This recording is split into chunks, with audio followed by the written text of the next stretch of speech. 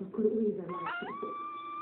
Sajnos most nem tudjuk megjósolni, hogy mi lesz ennek a végén. Meg azt is elintézem, hogy átszállíthassuk.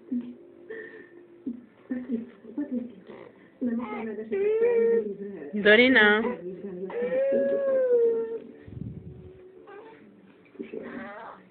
Ha nem akarod, olyan még ezt már minden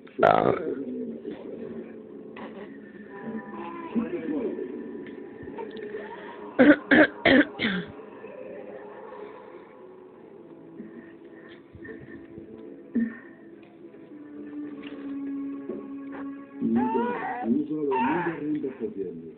Itt jön a bíró úr. Köszönöm, hogy aggódnak a kislányomért. Már magát. És szerencsére már nincs életveszély. Most pedig átszállítjuk egy magány kórházba, mert itt már nem tudnak semmi többet tenni érte. Amikor már pontosan tudjuk a helyet, értesítjük önöket, hogy meglátogathassák. Nyugodni magát.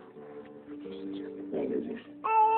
Szia, Snó, szia, apa, szia, Nono, szia, Dodó, szia, anya. Kakás, Dodóka?